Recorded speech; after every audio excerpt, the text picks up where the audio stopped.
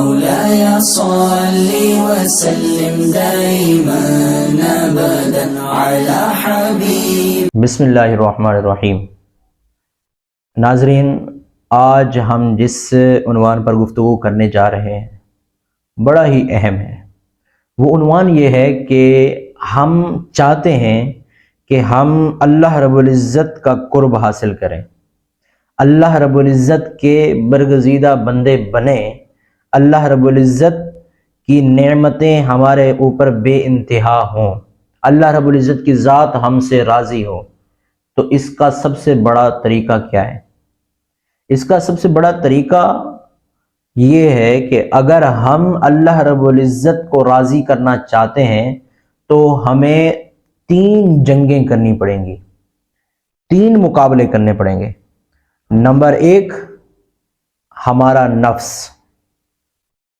ہمارا نفس ہمیں کہتا ہے کہ یہاں تجھے موقع مل رہا ہے نا تو تو وہی کر.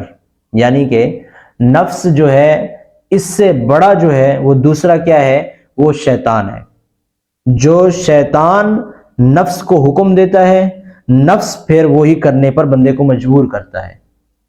تو پھر بندہ حلال حرام کی تمیز بھول جاتا ہے، پھر وہی کرتا ہے جو شیطان نفس کو حکم دیتا ہے. اور ظاہر بات ہے کہ شیطان نفس کو نیکی کا حکم تو نہیں دے گا. ظاہر بات ہے شیطان انسان کا کھلم کھلا دشمن ہے، تو پھر انسان کو وہ اسی کام کی طرف ہی راغب کرے گا نا کہ جو اس کو جہنم کی طرف لے جائے. جنت کی طرف تو شیطان نے نہیں لے جانا. تو پھر نفس، سب سے بڑی چیز نفس ہے کہ ہم اس کے ساتھ جنگ کریں، اس کے ساتھ فائٹ کر کے ہم اگر جیتیں گے تب ہی ہم اللہ رب العزت کے قرب کی طرف جا سکتے ہیں. اور پھر نفس کو ہرانے کے لیے بھی ضروری ہے کہ ہم شیطان کو ہرائیں، اور شیطان کو ہرانا بھی بڑا مشکل کام ہے. تو پھر ہمیں کیا کرنا چاہیے؟ ہمیں یہ کرنا چاہیے کہ ہم اللہ رب العزت کے پاکیزہ بندے، اللہ رب العزت کے نیک بندے، ان کا دامن تھامیں. تو پھر یہ ہو سکتا ہے کہ ہم شیطان کی چالوں سے، شیطان کے وسوسوں سے بچ سکتے ہیں. جب ہم شیطان کے وسوسوں سے بچیں گے تو پھر ہم نفس کے وسوسوں سے بھی بچ جائیں گے. نفس ہمارا بھی ختم ہو جائے گا، مر جائے گا، اور پھر ہم اللہ رب العزت کے قرب کی طرف جا سکتے ہیں. اب تیسری چیز کیا ہے؟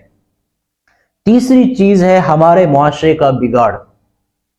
جب ہم اللہ رب العزت کو راضی کرنے کے لیے چلتے ہیں نا تو پھر اللہ رب العزت کو راضی کرنے کے جس راستے پر ہم جا رہے ہیں ہم اس راستے پر مخالف سمت ہوتے ہیں. کیوں؟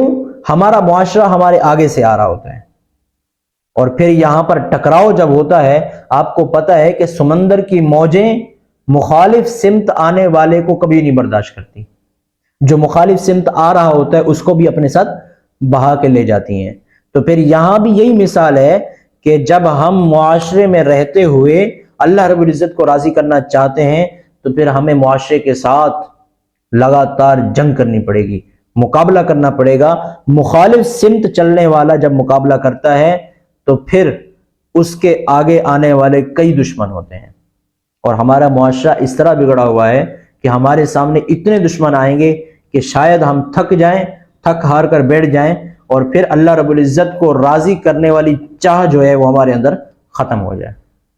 تو بہتر یہ ہے کہ ہم اللہ رب العزت کو راضی کرنا چاہتے ہیں تو ہم اپنے نفس کو ماریں، نفس کے ساتھ مقابلہ کریں. نفس کے ساتھ مقابلہ اس وقت ہو سکتا ہے جب ہم شیطان کو مار چکے ہوں، شیطان کی چالوں کو سمجھ چکے ہوں، شیطان کو جانتے ہوں کہ یہ ہمارا ازلی دشمن ہے اور اس کی خواہش یہی ہے کہ انسان کبھی بھی جنت کی طرف نہ جائے. تو پھر ہم اللہ رب العزت کا قرب حاصل کر سکتے ہیں. ورنہ اللہ رب العزت کا قرب حاصل کرنا ان 3 چیزوں کے علاوہ ممکن نہیں.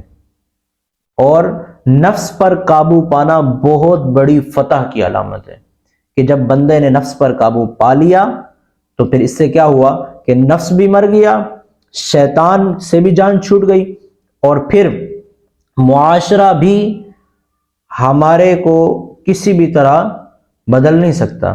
ہم اللہ رب العزت کی رضا کی خاطر جب چل رہے ہوتے ہیں تو معاشرہ بھی ہمارا کچھ نہیں بگاڑ سکتا. اس کے لیے ہمیں چاہیے کہ ہماری نیت صاف ہو، ہماری نیت خالص ہو، اللہ رب العزت کے نیک بندوں کا دامن ہمارے ہاتھ میں ہو، تو پھر ہی ہم اللہ رب العزت کا قرب حاصل کر سکتے ہیں. اللہ رب العزت کی بارگاہ میں دعا ہے کہ اللہ رب العزت ہمیں عمل کی توفیق عطا فرمائے. اللہ رب العزت ہمیں اپنی بارگاہ میں سجدہ ریزی کی توفیق عطا فرمائے. آمین بجاہ النبی الامین. يا صل وسلم دائما أبدا على حبيبك خير الخلق كلهم.